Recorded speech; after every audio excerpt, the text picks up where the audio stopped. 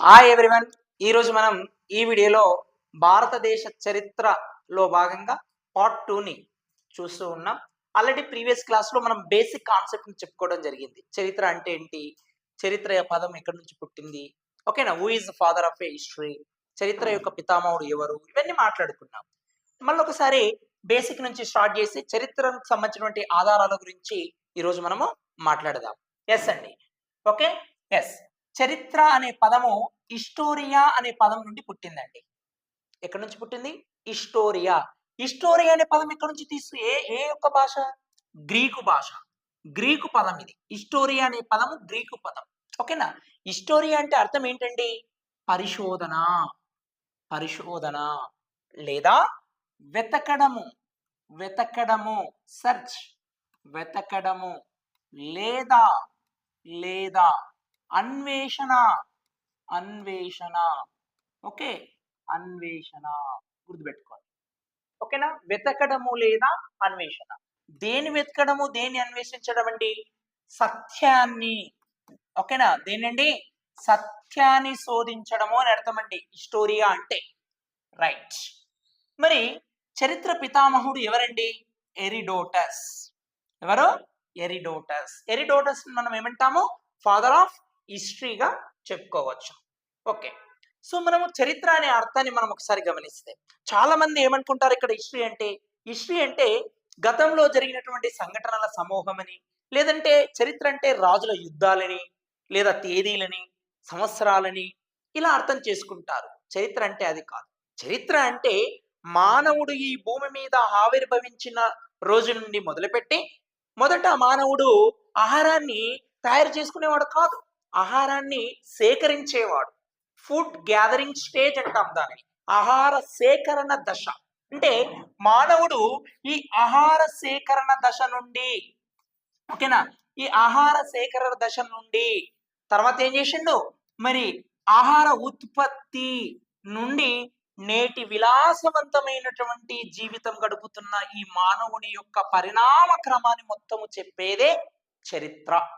Okay, మానవ పుట్టుక నుండి ఆహార సేకరణ దశ నుండి ఉత్పత్తి దశ వరకు కొనసాగించిన మానవ యుద్ధం, మానవ ప్రయత్నం, ఈ రోజు మనం చూస్తున్నటువంటి ఈ యొక్క డెవలప్మెంట్ విలాసవంతమైనటువంటిది ఇక్కడ వరకు కొనసాగిందే చరిత్ర. మనం ఇక్కడ ఒకసారి మీనింగ్ చూసుకుంటే, గత కాలపు సంస్కృతికి సంబంధించిన ఆధారాలను సేకరించి ఏం చేయాలండి? వీటిని విశ్లేషించి, విమర్శించి, ఓకేనా, వ్యాఖ్యానముతోటి పరిజ్ఞాన క్రమజ్ఞానమే చరిత్ర అని చెప్తూ ఉన్నాడండి. అంటే సింపుల్ గా గత కాలపు సంస్కృతికి సంబంధించినటువంటి అంశాలన్నింటినీ ఆధారాలను సేకరించి, వాటిని విశ్లేషించి, విమర్శించి ఒక క్రమానుకాలంగా అంటే ఒక క్రమబద్ధంగా అమర్చడమే చరిత్ర అని మనము చెప్పుకోవచ్చు. ఎస్. మరి సంస్కృతి, మనం సంస్కృతిని ఇంగ్లీష్లో కల్చర్ అని అంటామండి. కల్చర్, కల్చర్ చూస్తే ఒక్కొక్కసారి మనం చూడండి, ఒక్కొక్క ప్రాంతంలో ఆ ప్రజల జీవన విధానం లోపల మార్పులు ఉంటాయి, వాళ్ళ సంస్కృతిలో మార్పులు ఉంటాయి, ఓకేనా.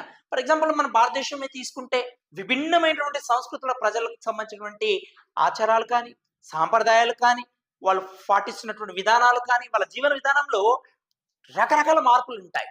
అంటే ఇప్పుడు గిరిజనులు తీసుకున్నాం అనుకోండి, అదేవిధంగా కొండకోయల్లో ఉన్నటువంటి ట్రైబ్స్ పీపుల్స్ యొక్క కల్చర్ని తీసుకున్నాం అనుకోండి, నగరాల్లో ఉండేటువంటి ప్రజల జీవన విధానం కానీ, గ్రామీణ జీవన విధానం కానీ, ఆదివాసుల జీవన విధానం కానీ, ఇలా విభిన్నమైనటువంటి జీవన విధానం అనేది ఉంటుంది. మరి సంస్కృతి అంటే అర్థం ఏంటి అంటే ప్రజల జీవన విధానము. ఏంటంటే ప్రజల జీవన విధానము అనేది గుర్తుపెట్టుకోండి. అంటే way of a life, way of a life, okay, way of a life, ప్రజల జీవన విధానాన్ని సంస్కృతి అని అంటారండి. ఓకే, మరి ఈ సంస్కృతి ఎప్పుడైతే డెవలప్మెంట్ వస్తుందో, ఓకే, ప్రజల జీవన విధానంలో ఎప్పుడైతే మార్పులు వస్తాయో, ఎప్పుడైతే ఈ ప్రజల జీవన విధానం అనేది హైయెస్ట్ స్టేజ్కి వెళుతుందో, ఓకేనా, సో ఉచ్చ దశకు, ఓకేనా, ఉచ్చ దశకు ఎప్పుడైతే వెళ్తాదో జీవన విధానం అనేది, దాన్ని మనము నాగరికత, సివిలైజేషన్ అంటామండి. ఓకేనా, నాగరికత అని అంటారు. నాగరికత అంటే ఏంటండి? ప్రజల జీవన విధానంలో వచ్చేటువంటి మార్పులు, ప్రజల జీవన విధానం లోపట ఉన్నత దశకు రావడాన్ని మనము నాగరికత, సివిలైజేషన్ అంటాం. అంటే way of a life, development in way of a life. ఓకేనా? ప్రజల జీవన విధానములో మార్పులు రావడం, అభివృద్ధి చెందడం, ఒక ఉన్నత స్టేజ్కి రావడాన్ని, హైయెస్ట్ స్టేజ్ని సివిలైజేషన్, నాగరికత అంటారు. Okay, yes. అంటే మానవుడు తన విజ్ఞానంతో పరిణితి, డెవలప్మెంట్, ఓకేనా, సాధించినటువంటి దశని మనం ఏమంటామంటే నాగరికత అంటాం అనేది మనం చెప్పుకోవచ్చు. ఎస్, భారతదేశం చాలా వైవిధ్యంతో కూడుకున్నటువంటిది, భిన్నత్వంలో ఏకత్వం. సో చాలా భిన్నమైనటువంటి భాషలు, భిన్నమైనటువంటి ప్రజలు, భిన్నమైన మతాలు, కులాలు, తెగలు, పండుగలు, రకరకాల సాంప్రదాయాలు, పద్ధతులు అనేవి ఇక్కడ పాటిస్తూ ఉంటారు. కానీ మనమంతా భారతీయులము అనే ఒక భావనతో మెలుగుతూ ఉండడం ప్రపంచంలో ఒకే ఒక దేశాన్ని చూడొచ్చు, దట్ ఈస్ మన యొక్క భారతదేశం. Okay, yes. సో మరి చరిత్ర ఎప్పుడు కూడా ఆధారాలతో మాట్లాడుతుంది. భారతదేశ చరిత్ర సంస్కృతిని తెలుసుకోవడానికి ఆధారాలు ఉన్నాయా అంటే ఉన్నవి. మరి ఎన్ని రకాల ఆధారాలు ఉన్నాయనేది మనము చూద్దామండి. ఓకేనా? సో ఎవిడెన్స్, హిస్టరీని చదువుతూ ఉన్నప్పుడు హిస్టరీ మనకు చెప్తున్నది అంటే ఖచ్చితంగా దేంతో ఉండి, ఎవిడెన్స్ తో మాట్లాడుతుంది ఎప్పుడు కూడా చరిత్ర. ఓకేనా? ఎప్పుడు కూడా చరిత్ర దేంతో మాట్లాడుతుందండి? ఎవిడెన్స్ తో మాట్లాడుతుంది. బాగా గుర్తుపెట్టుకోవాలి. ఓకే, ఎవిడెన్స్ తో మాట్లాడుతుంది. మరి ఈ ఎవిడెన్స్ ఏంటి చూద్దాం. ఓకే, సో ఇక్కడ ఆధారాలు ముఖ్యంగా రెండు రకాలు. ఓకేనా? ఒకటి చారిత్రక ఆధారాలు, హిస్టారికల్ ఎవిడెన్స్. లిఖిత ఆధారాలు, రిటెన్ స్క్రిప్ట్స్ అంటాం. రిటెన్ స్క్రిప్ట్స్ చారిత్రక ఆధారాలు, లేదా దీనినే లిఖిత ఆధారాలు. పురావస్తు ఆధారాలు రెండు రకాలు. ఓకేనా? సో మళ్ళీ చరిత్రక ఆధారాల్లో మనం గమనిస్తే దేశీయ ఆధారాలు, విదేశీ ఆధారాలు. దేశీయ ఆధారాల్లో మనం గమనించినట్లయితే మత ఆధారాలు, లౌకిక ఆధారాలుగా విభజించడము జరుగుతూ ఉంది. మత ఆధారాల్లో ప్రధానంగా మనం గమనిస్తే భారతదేశ చరిత్ర సంస్కృతిని అర్థం చేసుకోవాలంటే ముఖ్యంగా 3 మతాల యొక్క గ్రంథాలు, సాహిత్యం మనకు దోహదం చేస్తూ ఉంటాయి అనేది విద్యార్థులు గుర్తుపెట్టుకోవాలా. ఓకేనా? ఏంటంటిది? ఒకటి వైదిక మతం యొక్క సాహిత్యం కావచ్చు లేదా గ్రంథాలు కావచ్చు, బౌద్ధ మతం యొక్క గ్రంథాలు కావచ్చు లేదా సాహిత్యం కావచ్చు, లేదా జైన మతానికి సంబంధించినటువంటి గ్రంథాలు కావచ్చు. ఇవి భారతదేశ చరిత్ర సంస్కృతిని అర్థం చేసుకోవడానికి దోహదపడుతున్నాయనేది గుర్తుపెట్టుకోవాలా. మరి విదేశీ ఆధారాలు అంటే ఎప్పుడైతే భారతదేశాన్ని పరిపాలిస్తున్నటువంటి రాజుల కాలంలో వివిధ దేశానికి సంబంధించినటువంటి కవులు కానీ లేదా ఆ యొక్క రాయవారులు కానీ ఈ దేశానికి వచ్చినప్పుడు రచించినటువంటి గ్రంథాలను ఆధారంగా చేసుకొని కూడా మన యొక్క చరిత్రను అర్థం చేసుకోవడానికి అవి కూడా మనకు ఉపయోగపడుతూ ఉన్నాయి. అందులో ప్రధానంగా గ్రీకు రచనలు కానీ, లాటిను రచనలు కానీ, చైనీయుల రచనలు కానీ, అరబ్బుల రచనలు కానీ ఇవి విదేశీ ఆధారాలు అని మనము గుర్తుపెట్టుకోవాలా. ఇక పురావస్తు ఆధారాలు అంటే పురాతనమైనటువంటివి, అంటే మనకు తవ్వకాలలో బయలుపడినటువంటి శాసనాలు కానీ, కాయిన్స్ కానీ, లేదా ఆనాటి కట్టడాలు కానీ, ఇవి 3 ముఖ్యంగా పురావస్తు ఆధారాల కిందకి వెళ్ళిపోతాయి. అంటే శాసనాలు కానీ, నాణ్యాలు కానీ, కట్టడాలు కానీ. ఓకేనా? సో శాసనాల్లో మనం చూస్తే ధర్మ శాసనాలు, దాన శాసనాలు, ప్రశస్తి శాసనాలు, అభయ శాసనాలు, విజయ శాసనాలు. ఓకేనా? ఈ శాసనాలు ఏంటి అనేది మనము ఆ టాపిక్ లోకి వెళ్ళినప్పుడు క్లియర్ గా మనము డిస్కషన్ చేద్దాం. కేవలం ఇప్పుడు భారతదేశ చరిత్ర సంస్కృతిని అర్థం చేసుకోవాలంటే ఏమేమి ఆధారాలు మనకు ఉపయోగపడుతూ ఉన్నాయి అనే అంశం గురించి మాత్రమే ఈ రోజు మనము మాట్లాడుతున్నాం. Yes, okay. ఇప్పుడు మనము మరి మత ఆధారాల్లో చూసుకుంటే వైదిక ఆధారాలలో మనం ఏంటి అని చెప్పుకోవచ్చునండి. ముఖ్యంగా వైదిక మతం, ముఖ్యంగా వైదిక సాహిత్యం మొత్తం కూడా ఏ భాషలో లిఖించబడింది? సంస్కృత భాషలో లిఖించబడింది. మరి ఏంటేంటివి? వేదాలు ఎన్నండి? 4 వేదాలు ఎన్ని? 4. ఓకేనా? ఋగ్వేదం, యజుర్వేదం, సామవేదం, అధర్వణ వేదం. ఓకే, బ్రాహ్మణములు కానీ, అరణ్యకములు కానీ, ఉపనిషత్తులు కానీ, ఇతిహాసాలు కానీ, పురాణాలు కానీ ఇవన్నీ కూడా మరి వేద సాహిత్యంగా మనకు ఉపయోగపడుతూ ఉన్నాయి. ఈ వేద సాహిత్యం అనేది మనకు మత ఆధారాల కిందికి వస్తాయి అనేది గుర్తుపెట్టుకోవాలి. ఇక రెండో మతం గురించి మనం మాట్లాడితే బౌద్ధ మతం. బౌద్ధ మత సాహిత్యం మొత్తం కూడా ఏ భాషలో రాయబడ్డాయండి? పాలీ భాషలో రాయబడినవి. ఏ భాషలో రాయబడినవి? పాలీ భాషలో రాయబడ్డాయి. బాగా గుర్తుపెట్టుకోవాలా. ఓకేనా? తర్వాతి కాలంలో సంస్కృతంలోకి అనువాదించబడి సంస్కృతంలో లిఖించబడి ఉండొచ్చు.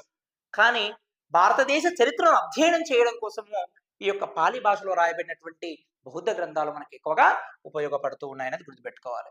అదేవిధంగా జైన సాహిత్యాన్ని మనం చూస్తే, ఓకేనా, మరి జైన సాహిత్యం కూడా అర్ధమాగాది భాషలో రాయబడినవి. మరి ఇందులో మనకు జైన పవిత్రమైనటువంటి గ్రంథాలను మనము అంగాలంటాము, బుద్ధంలోనేమో త్రిపీఠకాలు అంటాం. వినయ పీఠికం, సుత్త పీఠికం, అభిధమ్మ పీఠికం. ఓకేనా, 3 పీఠకాలు. సో ఇలా ఈ జాతక కథలు కానీ, మహావి భాష శాస్త్రం కానీ, మిలంద పనహా కానీ మొదలగిన అన్ని బుద్ధం యొక్క సాహిత్యం అని మనం గుర్తుపెట్టుకోవాలి. ఇక జైనంలో వచ్చేసరికి భాగవతి సూత్రం కానీ, పరిశిష్ట పర్వాన్ కానీ, రత్నమాలిక లాంటి ఈ యొక్క గ్రంథాలు అంటే ఈ యొక్క సాహిత్యం మనకు జైన సాహిత్యంలోకి వస్తాయి. ఇవన్నీ కూడా ప్రతిదీ ఈచ్ వన్ మనం డిస్కషన్ చేస్తాం. జైన మతం గురించి చూస్తున్నప్పుడు దానికి సంబంధించిన సాహిత్యాన్ని చూస్తాం. ఓకేనా? మరి అదేవిధంగా వేదకాలానికి సంబంధించిన సాహిత్యాల గురించి మొత్తం మాట్లాడతాం. మీరు ఎక్కడ కూడా టెన్షన్ పడాల్సిన అవసరం లేదు. ఇప్పుడు కేవలం అంటే ఏంటి అసలు అనేది మనం చూస్తూ ఉన్నాం అంతే. ఓకేనా? Yes, right. ఓకే. సో మనం ఇక్కడ ఒకసారి గమనించినట్లయితే ఇవి మత ఆధారాలు. భారతదేశ చరిత్రను, సంస్కృతిని అర్థం చేసుకోవాలంటే ఏ ఆధారాలండి? మనకు మత ఆధారాలు అనేది మనము గుర్తుపెట్టుకోవాలా. Yes, okay. మరి లౌకిక ఆధారాల్లో ఏమున్నాయి అనేది మనం అర్థం చేసుకుంటే, ఏ ఆధారాలండి? లౌకిక ఆధారాల్లో మనం అర్థం చేసుకుంటే ఒకసారి లౌకిక ఆధారాలు. ఎస్, లౌకిక ఆధారాల్లో మనం గమనించినట్లయితే ఒకటి అర్థశాస్త్రము. కౌటిల్యుడు రాశాడు దీనిని. అర్థశాస్త్రము ఎవరి కాలంలో రాయబడిందండి? మౌర్యుల యొక్క కాలంలో రాయబడింది.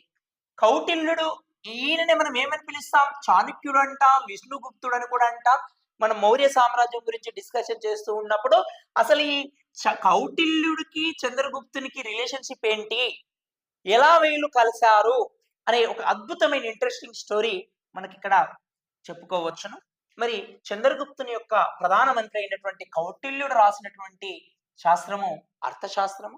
ఇది రాజ్యము పరిపాలనకు సంబంధించినటువంటి విషయాలను చెప్తుంది. స్టేట్ అండ్ అడ్మినిస్ట్రేషన్ గురించి తెలియజేస్తూ ఉంది. ఇందులో 15 అధికరణములు, 180 ప్రకరణములు కలవు అనేది గుర్తుపెట్టుకోవాలి. ఏంటండి? 15 అధికరణములు, 180 ప్రకరణములు కలవు అనేది గుర్తుపెట్టుకోవాలి మనం ఇక్కడ. Yes, okay. ఈ గ్రంథాన్ని 1904లో ఆర్ శ్యామశాస్త్రి 1904 ఎప్పుడండి? 1904లో ఆర్ శ్యామశాస్త్రి దీన్ని కనుగొనడము జరిగింది. 1909లో దీన్ని ప్రచురించడము జరిగింది అనేది గుర్తుపెట్టుకోవాలి. ఇందులో మౌర్యుల యొక్క రాజుల పేర్లను ప్రస్తావించలేదు అనేది గుర్తుపెట్టుకోవాలి. మళ్ళీ అక్కడ మనం డిస్కషన్ చేద్దాం, డోంట్ వరీ. ఓకేనా? మనం అక్కడ మళ్ళీ మనం మాట్లాడుకుంటామండి. ఎక్కడ?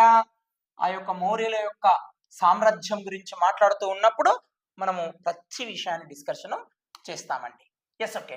ఇక నీతి సారం ఏంటండి అంటే అర్థశాస్త్రము మౌర్యులకు ఎంత ఇంపార్టెంటో వాళ్ళ చరిత్ర మనం అర్థం చేసుకోవడానికి, గుప్తుల కాలం నాటి అడ్మినిస్ట్రేషన్, గుప్తుల కాలం నాటి పరిపాలన విధానాలను మనం అర్థం చేసుకోవడానికి నీతి సారం అంతే ఇంపార్టెంట్. గుర్తుపెట్టుకోవాలి. దీన్ని కామాంధకుడు రాశాడు. ఓకేనా? ఎస్.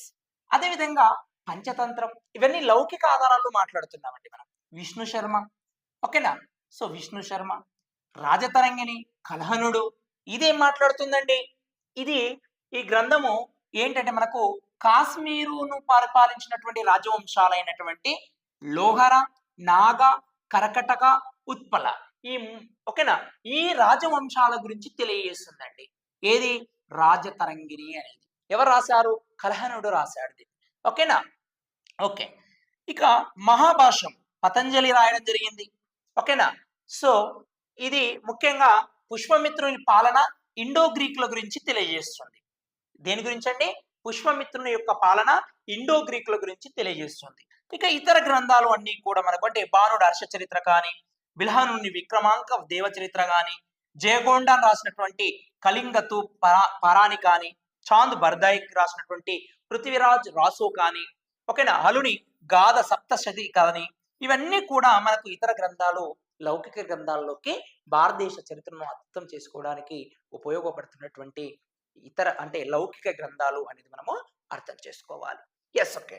నెక్స్ట్ ఏం చెప్పాం మనము, రెండోది ఏంటి, చరిత్ర కథలో రెండోది ఏమని మాట్లాడుకున్నాం మనము, ఏం మాట్లాడుకున్నామంటే సో విదేశీ సాహిత్య ఆధారాలు అనేది గుర్తుపెట్టుకోవాలి. విదేశీ సాహిత్య ఆధారాలు అనేది గుర్తుపెట్టుకోవాలి. విదేశీ సాహిత్య ఆధారాలు. Yes, okay. ఏంటి ఈ విదేశీ సాహిత్య ఆధారాలు మనం మాట్లాడితే ఒకసారి చూడండి, గ్రీకుల రచనలు అని చెప్పుకున్నాం. ఓకేనా, గ్రీకులు అంటే ఆనాడు అలెగ్జాండర్, ఓకేనా, అలెగ్జాండర్ అండి, అలెగ్జాండర్ స్టోరీ వింటుంటే చాలా అద్భుతంగా ఉంటుందండి.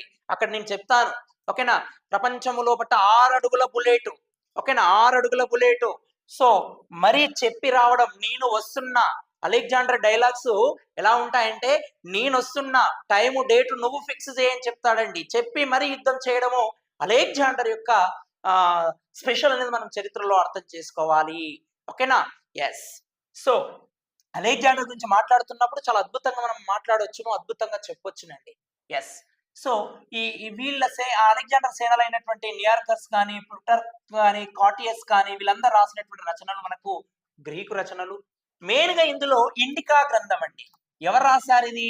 మిండికా అనే గ్రంథాన్ని మెగస్తనీస్ రాశాడండి. ఎవరు రాశారు?